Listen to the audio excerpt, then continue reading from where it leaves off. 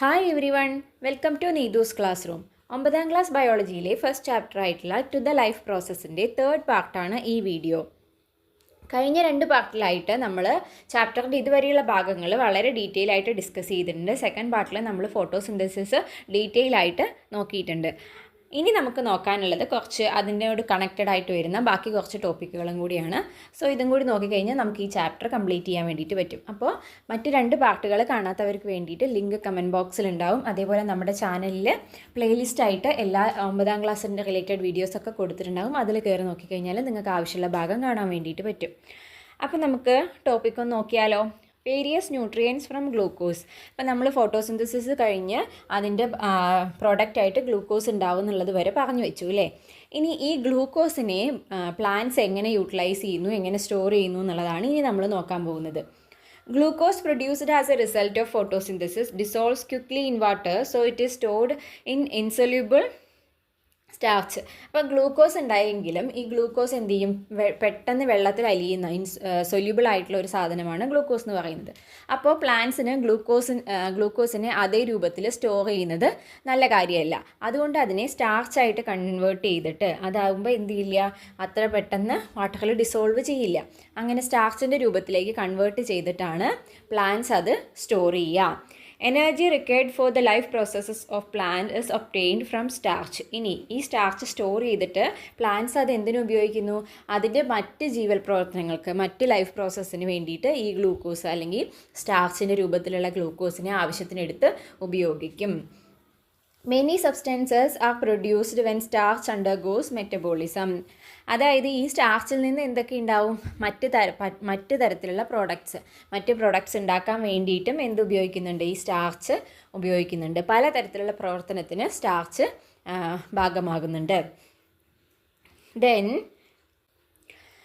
നോക്കൂ, പല രീതിയിൽ അല്ലെങ്കിൽ പല രൂപങ്ങളിലാണ് ഈ സ്റ്റാർച്ച് സ്റ്റോർ ചെയ്ത് വെച്ചിരിക്കുന്നത്. നോക്കൂ, പിക്ചറുകൾ നോക്കൂ. ആ ഫസ്റ്റ് കോളത്തിൽ കൊടുത്തിരിക്കുന്നത് വീറ്റ്, പാഡി, അതേപോലെ ടപ്പിയോക്ക, നെല്ല്, ഗോതമ്പ്, മരച്ചീനി, ഇതിലൊക്കെ സ്റ്റാർച്ചായിട്ട് തന്നെയാണ് ഗ്ലൂക്കോസ് സ്റ്റോർ ചെയ്ത് വെച്ചിരിക്കുന്നത്.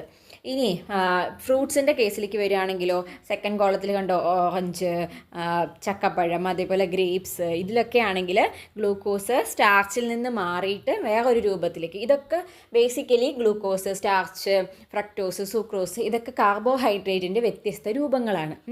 ഇതെല്ലാം ബേസിക്കലി ഒരു സാധനം തന്നെയാണ്, അത് വ്യത്യസ്ത രൂപങ്ങളിൽ വ്യത്യസ്ത കോമ്പൗണ്ടുകളായിട്ട് അങ്ങോട്ടും ഇങ്ങോട്ടും മാറിയിരിക്കുന്നു എന്ന് മാത്രം.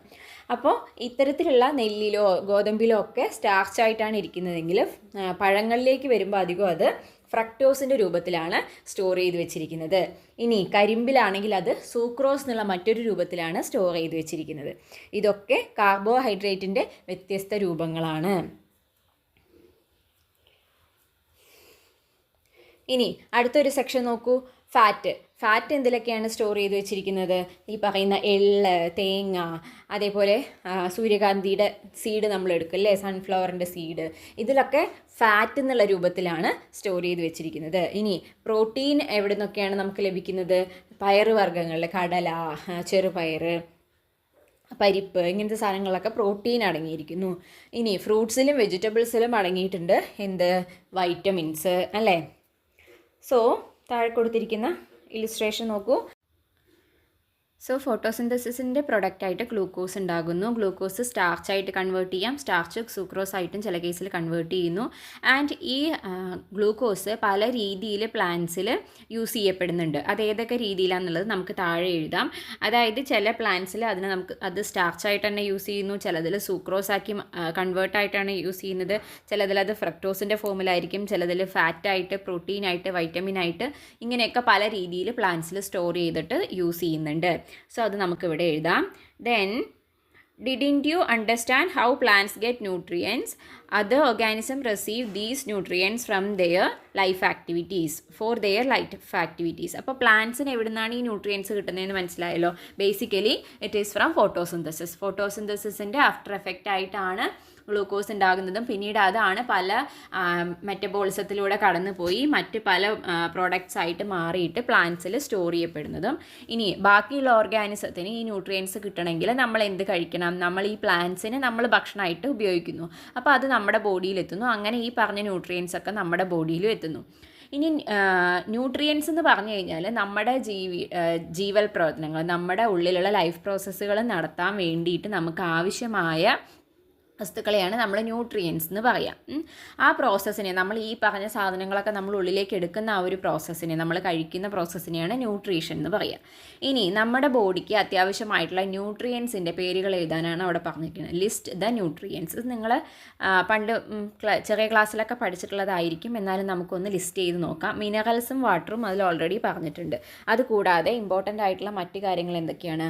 Carbohydrates, protein, fat, then vitamins, minerals, water, അത് കയ്യിൽ പറഞ്ഞിട്ടുണ്ട്. ഇനി നമുക്ക് ഫൈബർ പറയാം. ഓക്കെ, അപ്പോൾ ഇതൊക്കെയാണ് മേജർ ന്യൂട്രിയൻസ് എന്ന് പറയുന്നത്. ക്ലിയർ അല്ലേ?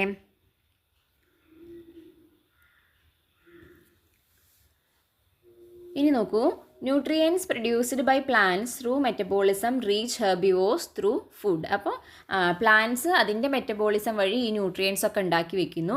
ഹെർബിവോസ് എന്ന് വെച്ചാൽ എന്താണ്? സസ്യങ്ങളെ ഭക്ഷിക്കുന്ന, പ്ലാന്റ്സിനെ ഭക്ഷിക്കുന്ന ഓർഗാനിസത്തിനെയാണ് നമ്മൾ ഹെർബിവോസ് എന്ന് പറയുക. അപ്പോൾ ഹെർബിവോസിൻ്റെ ബോഡിയിൽ ഈ പ്ലാന്റ്സിനെ ഭക്ഷിക്കുന്നതിലൂടെ ഈ പറഞ്ഞ ന്യൂട്രിയൻസ് എല്ലാം എത്തുന്നു.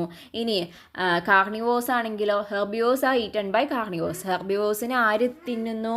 കാർണിവോസ് തിന്നുന്നു. അങ്ങനെ ഈ ന്യൂട്രിയൻസ് കാർണിവോസിൻ്റെ ബോഡിയിലും എത്തുന്നു. അതിനുശേഷമോ, having you understood why plants are called autotrophs and animals are called heterotrophs. അപ്പോൾ എന്തുകൊണ്ടാണ് പ്ലാന്റ്സിനെ ഓട്ടോട്രോപ്സ് എന്നും അനിമൽസിനെ ഹെട്രോട്രോപ്സ് എന്നും വിളിക്കുന്നതെന്ന് ഇതിൽ നിന്ന് മനസ്സിലാക്കാമല്ലോ. അതായത് പ്ലാന്റ്സിന് സ്വന്തമായി ഈ ന്യൂട്രിയൻസ് ഒക്കെ ഉണ്ടാക്കാനുള്ള കഴിവുണ്ട്. അതുകൊണ്ടാണ് പ്ലാന്റ്സിനെ ഓട്ടോട്രോപ്സ് എന്ന് പറയുന്നത്. ഇനി ബാക്കി ഹെർബിവോസിനും കാർണിവോസിനും ഇത് സ്വന്തമായിട്ട് ഉണ്ടാക്കാൻ പറ്റില്ല. മറ്റു വസ്തുക്കളെ, മറ്റു ജീവികളെ ഭക്ഷിക്കുന്നതിലൂടെയാണ്, കഴിക്കുന്നതിലൂടെയാണ് അതിന് ഈ ന്യൂട്രിയൻസ് കിട്ടുന്നത്. അതുകൊണ്ട് അതിനെ ഹെട്രോട്രോപ്സ് എന്ന് പറയുന്നു. Okay, then plants grow in water as well as on land. Who are the producers in the ocean and other water bodies. അപ്പോൾ ലാൻഡിൽ മാത്രമല്ല, കരയിൽ മാത്രമല്ല, കടലിലാണെങ്കിലും മറ്റു വാട്ടർ ബോഡീസിലാണെങ്കിലും ഒരുപാട് ജീവികൾ ജീവിക്കുന്നുണ്ട്. അപ്പോൾ ഈ ജീവികൾക്കുള്ള ഭക്ഷണമൊക്കെ പ്രൊഡ്യൂസ് ചെയ്യുന്നത് ആരാണ്? നമ്മൾ ഈ കാണുന്ന നമുക്ക് ചുറ്റുമുള്ള മരങ്ങൾ മാത്രമാണോ പ്രൊഡ്യൂസേഴ്സ് ആയിട്ടുള്ളത്? ആരാണ്? Who are the producers in the ocean. കടലിലെയും മറ്റു വാട്ടർ ബോഡിയിലെയും പ്രൊഡ്യൂസേഴ്സ് ആരാണ്? മെയിനായിട്ട് phytoplankton, algaes, diatoms and some bacterias. ഇതൊക്കെയാണ് ഓഷ്യനിലെയും വാട്ടർ ബോഡീസിലേക്ക് പ്രൊഡ്യൂസേഴ്സ് എന്ന് പറയുന്നത്. ഈ ജീവികളുടെ ബോഡിയിലൊക്കെ ക്ലോറോപ്ലാസ്റ്റ് ഉണ്ട്. സോ അവർക്ക് എല്ലാവർക്കും എന്ത് ചെയ്യാൻ പറ്റുന്നുണ്ട്? ഫോട്ടോസിന്തസിസ് സ്വന്തമായിട്ട് നടത്തി ന്യൂട്രിയൻസിനെ ഉണ്ടാക്കാനുള്ള കഴിവുണ്ട്. Substantial amount of oxygen in the atmosphere is released by producers in the ocean. അതുകൊണ്ട് തന്നെ അപ്പോൾ നമ്മൾ ഫോട്ടോസിന്തസിസിൻ്റെ ഫലമായിട്ട് ന്യൂട്രിയൻസ് മാത്രമല്ല ഉണ്ടാകുന്നത്, അതിൻ്റെ ഒരു ബൈ പ്രൊഡക്ട്സ് ആണ് ഓക്സിജൻ എന്ന് പറയുന്നത്. അപ്പം നമ്മുടെ സറൗണ്ടിങ്സിലുള്ള, നമ്മുടെ അറ്റ്മോസ്ഫിയറിലുള്ള ഓക്സിജൻ്റെ വലിയൊരു ഭാഗം പുറത്ത് വിടുന്നത് എന്താണ്? ഈ ഓഷ്യൻ അല്ലെങ്കിൽ കടലിലോ അല്ലെങ്കിൽ മറ്റ് ജലാശയങ്ങളിലോ ഉള്ള പ്രൊഡ്യൂസേഴ്സിന് അവരുടെ പ്രവർത്തന ഫലം കൂടിയായിട്ടാണ് വലിയൊരളവ് ഓക്സിജൻ നമ്മുടെ അറ്റ്മോസ്ഫിയറിലേക്ക് എത്തുന്നത്. പക്ഷേ pollution is the most serious threat the marine ecosystem faces. As a result species become extinct in large numbers. അപ്പോൾ പക്ഷേ ഓഷ്യൻ ഇത് അനുഭവിച്ചുകൊണ്ടിരിക്കുന്ന വലിയ പ്രശ്നം എന്ന് പറയുന്നത് പൊല്യൂഷനാണ്, അല്ലേ? നമ്മുടെ എല്ലാ വേസ്റ്റുകളും, നമുക്ക് ആവശ്യമില്ലാത്ത വേസ്റ്റുകളൊക്കെ നമ്മൾ കൊണ്ട് തള്ളുന്ന ഒരു സ്ഥലമായിട്ട് കടൽ മാറുന്നുണ്ട്. അതുകൂടാതെയാണ് നമ്മൾ കാണുന്നത് പോലെയുള്ള കപ്പൽ ദുരന്തങ്ങളും അങ്ങനെ പലതരത്തിൽ കടലിൽ നടക്കുന്ന പ്രവർത്തനങ്ങൾ വേറെ. അപ്പോൾ ഇതൊക്കെ കാരണം എന്താവുന്നുണ്ട്? Ocean is getting polluted. അപ്പോൾ അത് അതിൻ്റെ എക്കോസിസ്റ്റത്തെ, അതിൻ്റെ ഉള്ളിലുള്ള എക്കോസിസ്റ്റത്തെ നന്നായിട്ട് ബാധിക്കുന്നുണ്ട്. അപ്പോൾ അത് അവിടെ ജീവിക്കുന്ന ജീവികൾക്ക്, കടലിൽ ജീവിക്കുന്ന ജീവികൾക്ക് മാത്രമല്ല, അത് നമ്മുടെ ഹോൾ വേൾഡിനെ തന്നെ എഫക്റ്റ് ചെയ്യും. അപ്പോൾ ഈ ആൽഗെ എന്നൊക്കെ പറയുന്നത്, ഫൈറ്റോ പ്ലാങ്ക്ടൺ എന്നൊക്കെ പറയുന്നത് മൈക്രോ ആയിട്ടുള്ള, വളരെ മൈന്യൂട്ടായിട്ടുള്ള ഓർഗാനിസംസ് ആണ് കേട്ടോ. ആൽഗെ എന്ന് പറയുന്നത് മെയിനായിട്ട് പായലുകളാണ്. നമ്മൾ സാധാരണ കുളത്തിലോ പുഴയിലോ കാണുന്ന പായലുകൾ തുടങ്ങിയിട്ട്, ആൽഗേസ് തുടങ്ങിയിട്ട് വലിയ വലിയ ആൽഗേസ് വരെയുണ്ട്. നമ്മളെ ഒരു ചെടി പോലെ അല്ലെങ്കിൽ അത്രയും വലിയ തരത്തിലുള്ള ആൽഗേസ് വരെ കടലിലൊക്കെ കാണാൻ വേണ്ടിയിട്ട് പറ്റും. അപ്പോൾ ഇവരിലൊക്കെ എന്തുണ്ട്? നമ്മുടെ ക്ലോറോപ്ലാസ്റ്റൊക്കെ അടങ്ങിയിട്ടുണ്ട്. ഓക്കെ, പിന്നെ ചില ബാക്ടീരിയകൾക്കും ഒക്കെ എന്ത് ചെയ്യാനുള്ള ഫോട്ടോസിന്തസിസ് നടപ്പിലാക്കാനുള്ള കഴിവുണ്ട്. അപ്പോൾ അങ്ങനെയൊക്കെ അവിടെ ന്യൂട്രിയൻസും ഉണ്ടാകുന്നുണ്ട്, അതുപോലെ ഓക്സിജനൊക്കെ പ്രൊഡ്യൂസ് ചെയ്യുന്നുണ്ട്. Then what are the steps to be taken to prevent ocean pollution discuss. അപ്പോൾ എന്തൊക്കെ കാര്യങ്ങളാണ് നമ്മൾ ചെയ്യേണ്ടത് പൊല്യൂഷൻ തടയാൻ വേണ്ടിയിട്ട്? അതിൽ നമുക്ക് എന്ത് പറയാം, ഒന്ന് സ്ട്രോങ് ലോസ് ഒക്കെ കൊണ്ടുവരാം അല്ലേ, പിന്നെ നമുക്ക് സ്വന്തമായിട്ടൊരു അവബോധം ഉണ്ടാവണം, പിന്നെ നമ്മുടെ വേസ്റ്റ് മാനേജ്മെൻറ്റ് സിസ്റ്റം കുറച്ചും കൂടി സ്ട്രോങ് ആക്കുക, അങ്ങനെയൊക്കെ ചെയ്തിട്ട് നമുക്ക് ഓഷ്യൻ പൊല്യൂഷൻ തടയാൻ വേണ്ടിയിട്ട് പറ്റും. ദെൻ അത് കഴിഞ്ഞ് ചോദിക്കുന്നത്, ഇപ്പോൾ ഫുഡും ഓക്സിജനും പ്ലാന്റ്സ് പ്രൊവൈഡ് ചെയ്യുന്നുണ്ടെന്ന് പഠിച്ചു. ഇനി ആ food and oxygen the only thing that plants provide. ഫുഡും ഓക്സിജനും മാത്രമാണോ പ്ലാന്റ്സ് തരുന്നുള്ളൂ? വേറെ എന്തെങ്കിലും കാര്യങ്ങൾ, വേറെ എന്തെങ്കിലുമൊക്കെ തരത്തിലുള്ള ഗുണങ്ങൾ പ്ലാന്റ്സിനെ കൊണ്ട് നമുക്കുണ്ടോ എന്നാണ് ചോദിക്കുന്നത്. അതിൻ്റെ ഇല്ലസ്ട്രേഷൻ നെക്സ്റ്റ് പേജിലുണ്ട്. അതിന് മുമ്പ് ഈ ബോക്സിൽ കൊടുത്തിരിക്കുന്നത് എന്താണെന്ന് വെച്ചാൽ, അതിൽ നമ്മുടെ കടലിൻ്റെ വ്യത്യസ്ത സോണുകളെക്കുറിച്ച് കൊടുത്തിട്ടുണ്ട്. 3/4 ഓഫ് ദ എർത്ത്സ് ഓഷ്യൻ, അത് നമുക്കറിയാം. നമ്മുടെ ഭൂമിയുടെ 1/4 ഭാഗം എന്ന് പറയുന്നത് കടലിലാണ് ഇരിക്കുന്നത്. അതിലെന്തുണ്ട്, ലക്ഷക്കണക്കിന് സ്പീഷീസുകളൊക്കെ ജീവിക്കുന്നുണ്ട്. അതിനെ ഓഷ്യനെ നമ്മൾ മെയിനായിട്ട് 3 ഫേസായിട്ട്, 3 ഭാഗങ്ങളായിട്ട് നമുക്ക് തിരിക്കാം. സർഫസിൽ നിന്ന് 200 മീറ്റർ താഴ്ചയിലുള്ളതിന് നമുക്ക് യൂഫോട്ടിക് സോൺ എന്ന് പറയാം. അവിടെ ഒരുപാട് തരത്തിലുള്ള ജീവികൾ ജീവിക്കുന്നുണ്ട്. അവർക്ക് എന്ത് കിട്ടും, മോൾ ഭാഗം ആയതുകൊണ്ട് തന്നെ ആവശ്യത്തിന് സൺലൈറ്റൊക്കെ കിട്ടുന്നുണ്ട്. ദെൻ 200 മീറ്റർ മുതൽ 1000 മീറ്റർ വരെയുള്ള ഭാഗത്തിന് നമ്മൾ ഡിസ്ഫോട്ടിക് സോൺ എന്നാണ് പറയുക. അവിടെ ലൈറ്റിൻ്റെ അവൈലബിലിറ്റി കുറവാണെങ്കിലും ഒരുപാട് പ്ലാന്റ്സും അങ്ങനെയുള്ള കാര്യങ്ങളൊക്കെ ഒരുപാട് അവിടെ ജീവിക്കുന്നുണ്ട്. ദെൻ അതിൻ്റെ താഴേക്കുള്ള 1000 മീറ്ററിന് താഴേക്കുള്ളതിനെ നമ്മൾ അഫോട്ടിക് സോൺ എന്നാണ് പറയുക. അവിടെ സൺലൈറ്റ് വളരെ കുറവായിരിക്കും. അവിടെ എന്ത് ചെയ്യുന്നില്ല, ഫോട്ടോസിന്തസിസ് അത്ര നടക്കുന്നില്ല. പക്ഷേ മറ്റ് 2 സോണിലും ഫോട്ടോസിന്തസിസ് നടക്കും. അതിന് പറ്റിയ പ്ലാന്റ്സ്, ആൽഗേസും അങ്ങനെയുള്ള കടൽ പ്ലാന്റുകളൊക്കെ അവിടെ ഉണ്ട്. പക്ഷേ ഈ 1000 മീറ്ററിന് താഴെ ഇത് ഫോട്ടോസിന്തസിസ് നടക്കുന്നില്ലെങ്കിലും അവിടെ ജീവിക്കുന്ന ഓർഗാനിസവും ഉണ്ട് കേട്ടോ. അപ്പോൾ അവർക്ക് എന്ത് പ്രത്യേകതയുണ്ട്, അവർക്ക് സ്വന്തമായിട്ട് ലൈറ്റ് പ്രൊഡ്യൂസ് ചെയ്യാൻ, ചില ഓർഗാനിസത്തിന് ലൈറ്റ് സ്വന്തമായിട്ട് പ്രൊഡ്യൂസ് ചെയ്യാൻ, കാരണം അത്രയും ഡാർക്കായിരിക്കും, അതിനുള്ള കഴിവുണ്ട്. സോ അതിനെക്കുറിച്ചൊക്കെയാണ് ഈ ബോക്സിൽ പറയുന്നത്. പിന്നെ നമ്മുടെ പ്ലാസ്റ്റിക് വേസ്റ്റിൻ്റെ, അതായത് നമ്മൾ ഇപ്പോൾ കടലിൽ കൊണ്ടുപോയി നിക്ഷേപിക്കുന്ന പ്ലാസ്റ്റിക് വേസ്റ്റ് എന്ന് പറയുന്നത് അവിടെയുള്ള ഫിഷിൻ്റെ അളവിനേക്കാളും, അതായത് ഫിഷിൻ്റെ വെയിറ്റിനേക്കാളും കൂടുതലുള്ള പ്ലാസ്റ്റിക് വെയിറ്റ് നമ്മൾ അവിടെ വേസ്റ്റ് അവിടെ കൊണ്ടുപോയിടുന്നുണ്ട് എന്നാണ് പറയുന്നത്. അപ്പോൾ നമുക്ക് ആലോചിക്കാം എത്രമാത്രം പൊല്യൂഷൻ നടക്കുന്നുണ്ട് എന്നുള്ളതൊക്കെ. അപ്പോൾ അതൊക്കെയാണ് ആ ബോക്സിൽ മെയിനായിട്ട് പറയുന്ന പോയിന്റുകൾ. വായിച്ചു നോക്കാം. ഓക്കെ, ഇനി നമുക്ക് നമ്മൾ നേരത്തെ പറഞ്ഞ പോയിന്റിലേക്ക് വരാം. അപ്പോൾ ഫുഡും ഓക്സിജനും മാത്രമല്ല മറ്റു പല ഗുണങ്ങളും പ്ലാന്റ്സിനെ കൊണ്ടുണ്ട്. അതായത് എക്കണോമിക്കലി ഇമ്പോർട്ടൻ്റ് ആയിട്ടുള്ള പ്ലാന്റുകൾ, എക്കണോമിക്കലി ഇമ്പോർട്ടൻ്റ് ആയിട്ടുള്ള കാര്യങ്ങൾ നമുക്ക് പ്ലാന്റുകൾ തരുന്നുണ്ട്. അതിൻ്റെ എക്സാമ്പിൾസ് ആണ് ഇവിടെ കൊടുത്തിരിക്കുന്നത്. റബ്ബർ ലാറ്റക്സ് അല്ലേ, റബ്ബർ പാല് നമ്മൾ പല രീതിയിൽ ഉപയോഗിക്കുന്നുണ്ട്. നമ്മുടെ ഒരു വലിയൊരു വരുമാന സ്രോതസ്സാണ് റബ്ബർ ലാറ്റക്സ് എന്ന് പറയുന്നത്. അത് പ്ലാന്റ് അല്ലേ തരുന്നത്. പിന്നെ സ്പൈസസുകൾ, നമ്മുടെ പ്രത്യേകിച്ച് നമ്മുടെ കേരളം പോലുള്ള സ്ഥലങ്ങളിൽ ഒരുപാട് തരത്തിലുള്ള സ്പൈസുകൾ ഉൽപ്പാദിപ്പിക്കപ്പെടുന്നുണ്ട്. അത് ഒരുപാട് ആൾക്കാരുടെ ജീവിതമാർഗ്ഗമാണ് അല്ലേ. നമുക്ക് പലതും പറയാം, ഗ്രാമ്പൂ, ഏലക്ക, അങ്ങനെ ഒരുപാട് തരത്തിലുള്ള സ്പൈസുകൾ നമ്മൾ ഉൽപ്പാദിപ്പിക്കുന്നുണ്ട്. ദെൻ മെഡിസിനൽ ഇമ്പോർട്ടൻസ് ഉള്ള ഒരുപാട് ചെടികളുണ്ട്. നമ്മുടെ ബേസിൽ തുളസി പോലെയുള്ള, അതേപോലെ അലോവേര, അതൊക്കെ ബയോ പെസ്റ്റിസൈഡ്സ് ആയിട്ട് ഉപയോഗിക്കാവുന്ന പ്ലാന്റുകളാണ്. നമ്മുടെ വേപ്പില, അതേപോലെ വെളുത്തുള്ളി, അതൊക്കെ. പിന്നെ നമ്മൾ കോഫിയും ടീയും പിന്നെ പറയേണ്ട, അത് അത്ര ഇമ്പോർട്ടൻ്റ് ആയിട്ടുള്ള മറ്റ് 2 ചെടികളാണ് ഡ്രിങ്ക്സ് ആയിട്ട് ഉപയോഗിക്കാൻ പറ്റുന്നത്.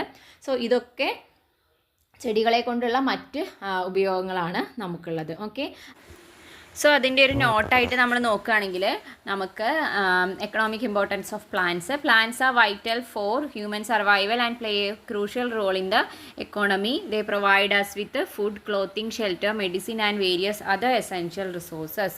സോ നമുക്ക് നമ്മുടെ എക്കോണമിയിൽ ഒരു ക്രൂഷ്യൽ റോൾ വഹിക്കുന്നുണ്ട് പ്ലാന്റ്സ് എന്ന് പറയുന്നത്.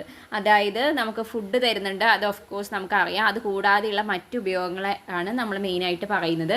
കുറച്ച് എക്സാമ്പിൾ നമ്മുടെ ടെക്സ്റ്റിൽ കൊടുത്തിരിക്കുന്ന എക്സാമ്പിളുകൾ തന്നെ ഞാനിവിടെ കൊടുത്തിട്ടുണ്ട്. ഇതല്ലാതെ ഒരുപാട് എക്സാമ്പിളുകൾ നിങ്ങൾക്ക് എഴുതാൻ വേണ്ടിയിട്ട് പറ്റും കേട്ടോ. റബ്ബർ ലാറ്റക്സ്, പിന്നെ സ്പൈസസിൻ്റെ പേരുകൾ നോക്കി വയ്ക്കുക. കാർഡമം, ക്ലോവ്, സിനമൺ, നട്ട്മെഗ്, അതായത് നമ്മുടെ ഏലക്ക, ഗ്രാമ്പൂ, കറുവപ്പട്ട. നട്ട്മെഗ് എന്ന് പറഞ്ഞാൽ ജാതിക്കയാണ് കേട്ടോ. പിന്നെ മെഡിസിൻസ്, തുളസി, അലോവേര എഴുതിയിട്ടുണ്ട്. അത് കൂടാതെ നിങ്ങൾക്ക് അറിയാവുന്ന പേരുകളൊക്കെ നിങ്ങൾക്ക് ഇൻക്ലൂഡ് ചെയ്യാൻ പറ്റും. പിന്നെ ബയോ പെസ്റ്റിസൈഡ്സ് ആയിട്ട് നീവും ഗാർലിക്കും, നമ്മുടെ ആര്യവേപ്പും അതേപോലെ വെളുത്തുള്ളി ഉപയോഗിക്കുന്നുണ്ട്. ഡ്രിങ്ക്സ് ആൻഡ് ബിവറേജസ് എന്ന് പറയുമ്പോൾ നമ്മൾ മെയിനായിട്ട് കുടിക്കാൻ വേണ്ടിയിട്ട് ഉപയോഗിക്കുന്ന സാധനങ്ങളൊക്കെ വരും. അതിൽ ടീയും കോഫിയൊക്കെ നമുക്ക് ഉൾപ്പെടുത്താൻ വേണ്ടിയിട്ട് പറ്റും. അപ്പോൾ ഇതേപോലെ നിങ്ങൾക്കൊരു ഷോർട്ട് നോട്ട് എഴുതി വെക്കാം. ആൻഡ് നിങ്ങൾക്ക് എക്സ്ട്രാ അറിയുന്ന പോയിൻറ്റ്സ് ഒക്കെ ഇതിൽ ഉൾപ്പെടുത്തിയിട്ട് എഴുതാൻ പറ്റും.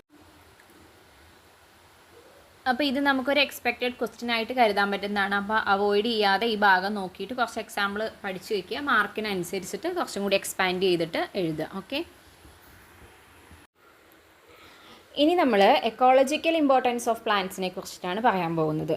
അതായത് നമ്മുടെ പാരിസ്ഥിതികമായി പ്ലാന്റ്സ് നമ്മുടെ പരിസ്ഥിതിനെ എങ്ങനെയെല്ലാം സംരക്ഷിക്കുന്നു, അല്ലെങ്കിൽ അതിൽ പ്ലാന്റ്സിൻ്റെ റോൾ എന്താണെന്ന്. അതിൽ ഇമ്പോർട്ടൻ്റ് ആയിട്ടുള്ള ഒരു കാര്യമാണ് ഈ കൊടുത്തിരിക്കുന്ന mangrove gift of nature. Mangrove എന്ന് പറഞ്ഞാൽ കണ്ടൽ കാടുകളാണ് കേട്ടോ. Mangroves are found where back waters meet the sea. അതായത് കടലും കായലും കൂടി ചേരുന്ന ആ ഒരു ഭാഗത്താണ് എന്തുണ്ടാവുക, കണ്ടൽ കാടുകൾ ഉണ്ടാവുക. Kerala has 43 species of mangrove plants that grow in salt water. ഉപ്പ് വെള്ളത്തിൽ വളരുന്ന, അതായത് കടലും കായലും ചേരുമ്പോൾ അവിടുത്തെ വെള്ളത്തിന് സ്വാഭാവികമായിട്ട് ഉപ്പ് ഉണ്ടാവും. അപ്പോൾ അങ്ങനെയുള്ള കണ്ടീഷനിൽ വളരുന്ന 43 സ്പീഷീസ് കണ്ടൽ ചെടികൾ നമ്മുടെ കേരളത്തിലുണ്ട്. അവർ state had 70,000 hectares of mangrove in 1975. അപ്പോൾ 1975 നമ്മുടെ കേരളത്തിൽ 70,000 ഏക്കർ മാംഗ്രൂവ് ഉണ്ടായിരുന്നു, ഫോറസ്റ്റ് ഉണ്ടായിരുന്നു. ഒന്ന് ആലോചിച്ച് നോക്കൂ എത്രമാത്രം ഉണ്ടാവുന്നു. But 98% of it has been destroyed. അതായത് 98% എന്തായി, നശിച്ചു പോയി. സോ അന്നത്തെ ഈ ഒരു കാലഘട്ടത്തിൽ അതിനെക്കുറിച്ച് അറിവില്ലായ്മ കാരണമായിരിക്കാം അത്രയും നശിച്ചു പോയത്. Mangrove provide invaluable service to the environment. അപ്പോൾ മാംഗ്രൂവിൻ്റെ ഇമ്പോർട്ടൻസ് ഭയങ്കര കൂടുതലാണ്. എന്തൊക്കെയാണ്? ഈ സോഴ്സ് ഓഫ് ഫിഷ് വെൽത്ത്, അതായത് മീനുകൾക്ക് വളരെ ഇമ്പോർട്ടൻ്റ് ആണ് ഈ മാംഗ്രൂവ് എന്ന് പറയുന്നത്. ഒരുപാട് മീനുകൾ മുട്ടയിടുന്നതും ഒക്കെ ഈ മാംഗ്രൂവ് ചെടികളുടെ ഇടയിലും അങ്ങനെയൊക്കെയാണ്. അപ്പോൾ അത് ഭയങ്കര ഇമ്പോർട്ടൻ്റ് ആണ്. അതേപോലെ സ്റ്റോർ ഹൗസ് ഓഫ് ബയോഡൈവേഴ്സിറ്റി, ഇതുമായി റിലേറ്റഡ് ആയിട്ട് ഒരുപാട് അനിമൽസ് ആണെങ്കിലും മറ്റ് പ്ലാന്റുകളാണെങ്കിലും ഒക്കെ ഈ മാംഗ്രൂവ് ഫോറസ്റ്റിൽ ജീവിക്കുന്ന, അതിനെ ഡിപ്പെൻഡ് ചെയ്യുന്ന ഒരുപാട് കാര്യങ്ങളുണ്ട്.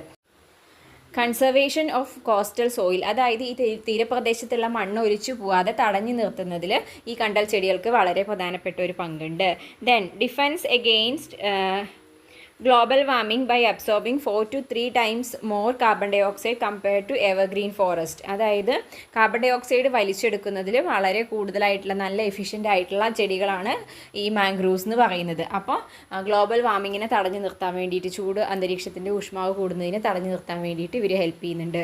അതേപോലെ പ്രിവെൻഷൻ ഓഫ് സുനാമി പോലെയൊക്കെയുള്ള കടലിൻ്റെ വല്ലാതെയുള്ള ആക്രമണങ്ങളും തടയാനും ഈ കണ്ടൽ ചെടികൾ സഹായിക്കുന്നുണ്ട്. അപ്പോൾ ഇത്രയും ഇമ്പോർട്ടൻ്റ് ആയിട്ടുള്ള ഒരു പ്ലാന്റ് ആണ് മാംഗ്രൂവ് ഫോറസ്റ്റ് എന്ന് പറയുന്നത്. അപ്പോൾ അതിൻ്റെ 98% നശിച്ചു പോയി എന്നാണ് പറയുന്നത്. ബട്ട് ബാക്കിയുള്ളതിനെ നമ്മൾ സംരക്ഷിച്ചു പോരുന്നുണ്ട്. അതിൻ്റെ ഇമ്പോർട്ടൻസ് എല്ലാവരും മനസ്സിലാക്കിയിട്ട് അതിനെക്കുറിച്ചിട്ട് പഠിച്ചിട്ട് അതിന് വേണ്ട ഇമ്പോർട്ടൻസ് കൊടുക്കണം. ഇനി അങ്ങനെ കൊടുത്ത ഒരു വ്യക്തിനെ കുറിച്ചിട്ട് ഇതിൻ്റെ നെക്സ്റ്റ് പേജിൽ പറയുന്നുണ്ട്. കല്ലേൽ Pokkudan. Kallel Pokudan is the environmentalist who conscientized on the importance of the mangroves through their conservation. He had planted more than 1 lakh mangrove saplings. അപ്പോൾ എന്താണ് അതിൻ്റെ ഇമ്പോർട്ടൻസ് തിരിച്ചറിഞ്ഞ് അതിനുവേണ്ടി പ്രവർത്തിച്ച ഒരാളാണ് കല്ലേൽ പൊക്കുടൻ എന്ന് പറയുന്നത്. ആൻഡ് അദ്ദേഹം 2015 മരിച്ചത്. അദ്ദേഹം 100,000-ൽ കൂടുതൽ ഈ മാംഗ്രൂവ് ചെടികൾ നട്ട് വളർത്തിയിട്ടുണ്ട് എന്നാണ് പറയുന്നത്. He upheld the view that mangrove must be grown in their natural habitat. His called Kandal Pokkudan as a recognition for his achievements activities in the conservation of mangroves. Then he proved his love for nature through the preservation of mangroves, and his autobiography is titled My Life Among Mangroves. My Life Among Mangroves എന്നാണ് അദ്ദേഹത്തിൻ്റെ ഓട്ടോബയോഗ്രഫിയുടെ തന്നെ പേര്. The Environmental Protection Wing of UNESCO has mentioned his name for contributions in mangrove conservation. He passed away leaving behind the dream a school for mangrove study.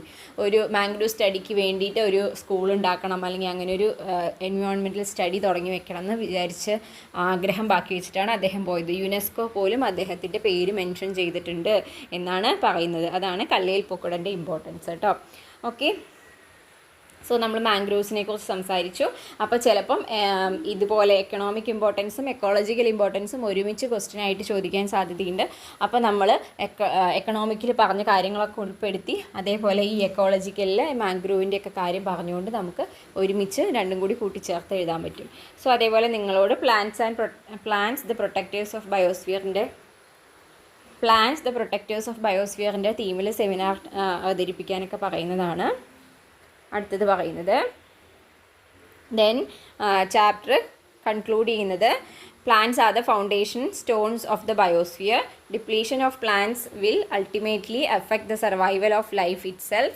So plants എന്ന് പറയുന്നത് നമ്മുടെ ബയോസ്ഫിയറിൻ്റെ തന്നെ ഒരു ഫൗണ്ടേഷനാണ്. So അത് നശിക്കുക എന്ന് പറയുന്നത് നമ്മുടെ നിലനിൽപ്പിനെ തന്നെ ബാധിക്കുന്ന കാര്യമാണ്.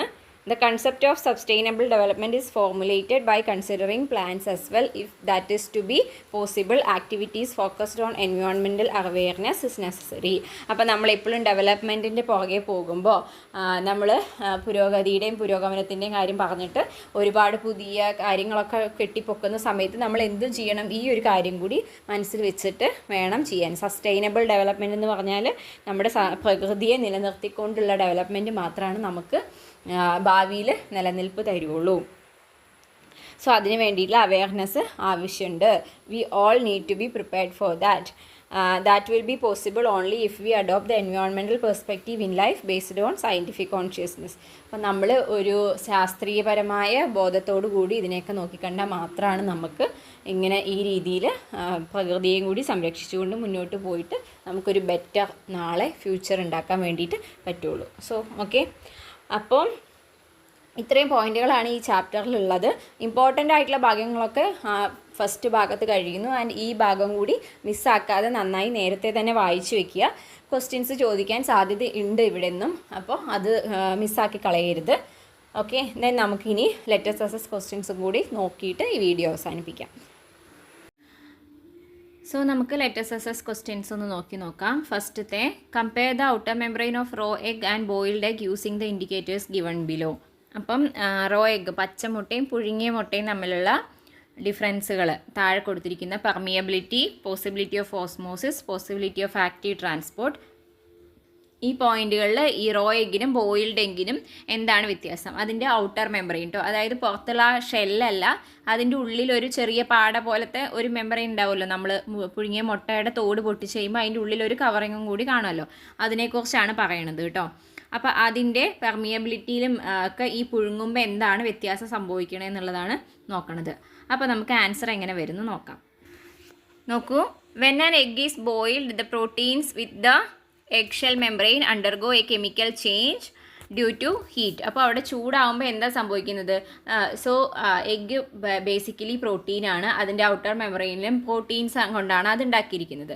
സോ നമ്മളത് ചൂടാക്കുമ്പോൾ ആ പ്രോട്ടീൻസ് എന്ത് സംഭവിക്കും? ഒരു കെമിക്കൽ ചേഞ്ച് അവിടെ നടക്കും. And this change makes the shell membrane less flexible and less permeable. Although the outer shell remains largely unchanged in terms of its composition and structure. അപ്പോൾ പുറത്തുള്ള ഔട്ടർ ഷെല്ലിന് പ്രത്യേകിച്ചൊന്നും സംഭവിച്ചില്ലെങ്കിലും ഈ ഉള്ളിലുള്ള മെമ്പറൈന് വ്യത്യാസം വരുന്നുണ്ട്. അത് കുറച്ചും കൂടി ഹാർഡാകും, ലെസ് പെർമിയബിൾ ആകും, അങ്ങനെയുള്ള രീതിയിൽ മാറും. ഇനി നമ്മൾ തന്നിരിക്കുന്ന പോയിന്റ് വെച്ചിട്ട് നമുക്ക് എന്തൊക്കെ വ്യത്യാസം വരും നോക്കാം. പെർമിയബിലിറ്റി, റോ എഗ്ഗിൽ സെലക്റ്റീവ്ലി പെർമിയബിൾ ആണ്, അതായത് സെലക്റ്റീവായിട്ടുള്ള വസ്തുക്കളെ അത് എന്ത് ചെയ്യും? അങ്ങോട്ടും ഇങ്ങോട്ടും കടത്തിവിടും. ഫോർ എക്സാമ്പിൾ വാട്ടറും അതുപോലെ വേറെ ചില സൊല്യൂട്ടുകളെയൊക്കെ കടത്തിവിടും. ഇനി അത് ബോയിൽ ചെയ്ത് കഴിയുമ്പോൾ സെമി പെർമിയബിൾ ആകും. സെമി പെർമിയബിൾ എന്ന് വെച്ചാൽ വാട്ടർ പോലെയുള്ള സാധനങ്ങളെയൊക്കെ കടത്തിവിടും, വേറെ പ്രോട്ടീൻസോ അല്ലെങ്കിൽ അങ്ങനെയുള്ള കുറച്ച് വലിയ മോളിക്യൂളുകളെയൊന്നും കടത്തിവിടാത്ത അവസ്ഥയിലേക്ക് അതിൻ്റെ പെർമിയബിലിറ്റി മാറും. പിന്നെ പോസിബിലിറ്റി ഓഫ് ഓസ്മോസിസ്. ഓസ്മോസിസ് എന്താണ്? Movement of water from higher concentration to lower concentration അല്ലേ? അതെന്ത് ചെയ്യും? രണ്ടിലും നടക്കും. റോ എഗ്ഗിൻ്റെ മെമ്പറൈൻ ആണെങ്കിലും ബോയിൽഡ് എഗ്ഗിൻ്റെ മെമ്പറൈൻ ആണെങ്കിലും വാട്ടർ അങ്ങോട്ടും ഇങ്ങോട്ടും ട്രാൻസ്പോർട്ട് ചെയ്യും. പിന്നെ ആക്റ്റീവ് ട്രാൻസ്പോർട്ടിനുള്ള പോസിബിലിറ്റിയോ, അത് റോ എഗ്ഗിലാണെങ്കിലും ബോയിൽഡ് എഗ്ഗിൻ്റെ ആണെങ്കിലും മെമ്പറൈനിലൂടെ ആക്റ്റീവ് ട്രാൻസ്പോർട്ട് നടക്കില്ല. കാരണം ആക്റ്റീവ് ട്രാൻസ്പോർട്ട് എന്ന് പറഞ്ഞാൽ എന്താണ്? ഒരു എനർജി ഉപയോഗിച്ച് പ്രോട്ടീൻ്റെയൊക്കെ സഹായത്തോടു കൂടി ട്രാൻസ്പോർട്ട് ചെയ്യുന്നതിനെയാണ് ആക്റ്റീവ് ട്രാൻസ്പോർട്ട് എന്ന് പറയുന്നത്. അപ്പോൾ ഇവിടെ ഓൾറെഡി എഗ്ഗിൽ എന്ത് സംഭവിക്കുന്നുണ്ട്? പാസീവ് ട്രാൻസ്പോർട്ട് നടക്കുന്നുണ്ട്. വാട്ടറിനും അതുപോലെയുള്ള മോളിക്യൂളിനൊക്കെ ഈസി ആയിട്ട് അങ്ങോട്ടും ഇങ്ങോട്ടും കടക്കാൻ പറ്റുന്ന ഒരു സിറ്റുവേഷനാണ്. അപ്പോൾ അവിടെ എന്ത് നടക്കില്ല? ആക്റ്റീവ് ട്രാൻസ്പോർട്ട് നടക്കുന്നില്ല. Okay, so first answer clear അല്ലേ? ഇനി നെക്സ്റ്റ് ക്വസ്റ്റ്യൻ നോക്കൂ. Given below is an answer written by a child to question how is oxygen released in photosynthesis, evaluate and comment on it. അപ്പോൾ question ഇതായിരുന്നു, how is oxygen released in photosynthesis. എങ്ങനെയാണ് ഫോട്ടോസിന്തസിസിൽ oxygen release ചെയ്യുന്നതെന്നാണ് question ചോദിച്ചിട്ടുണ്ടായിരുന്നത്. അപ്പോൾ അതിന് ആ കുട്ടി എഴുതിയിരിക്കുന്ന ആൻസറാണ് താഴെ കൊടുത്തിരിക്കുന്നത്. Carbon dioxide and water are the raw materials of photosynthesis. Both these break down and oxygen is released.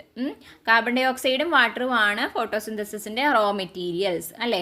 അത് ശരിയാണ്. കാർബൺ ഡൈ ഓക്സൈഡും വാട്ടറും കൂടി ചേർന്നിട്ടാണ് അവിടെ എന്ത് നടക്കുന്നത്? ഫോട്ടോസിന്തസിസ് നടക്കുന്നത്. Then both these break down, carbon ഡൈ ഓക്സൈഡും വാട്ടറും ബ്രേക്ക് ഡൗൺ ആവും, എന്നിട്ട് ഓക്സിജൻ റിലീസ് ആവുമെന്നാണ് പറഞ്ഞിരിക്കുന്നത്. അങ്ങനെയാണോ? ഏത് ബ്രേക്ക് ഡൗൺ ആയിട്ടാണ് ഓക്സിജൻ റിലീസ് ചെയ്യുന്നത്?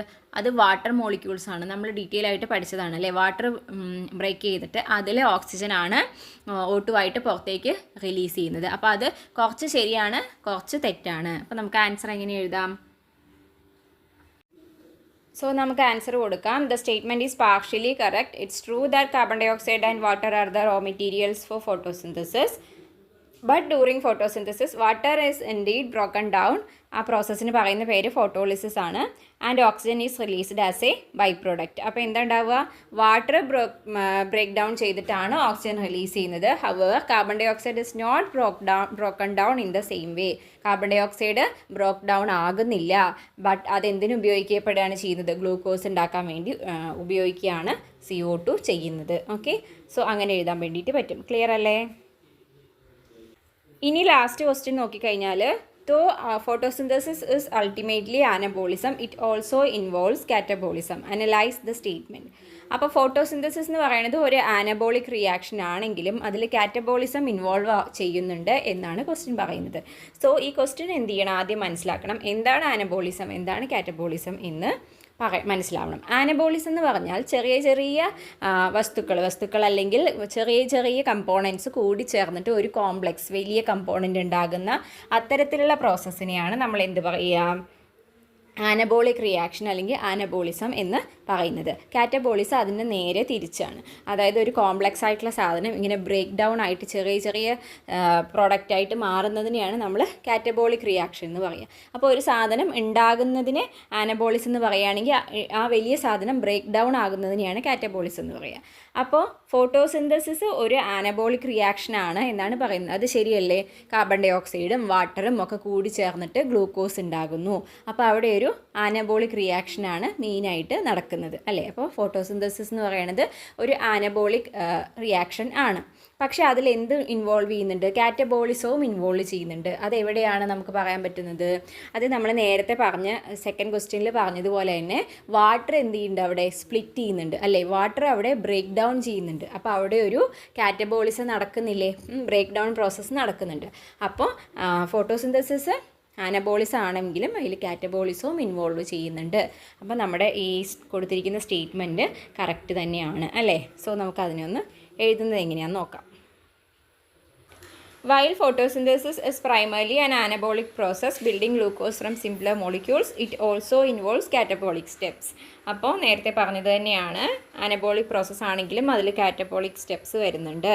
ഏതൊക്കെയാണ്? Specifically the light phase of photosynthesis involve the break down of water molecules, that is photolysis to release electrons, protons and oxygen. Oxygen release ആവും നമ്മൾ പഠിച്ചിട്ടുണ്ട്. അതിൻ്റെ കൂടെ ഇലക്ട്രോൺസും പ്രോട്ടോൺസും ഒക്കെ റിലീസ് ആവുന്നുണ്ട് കേട്ടോ.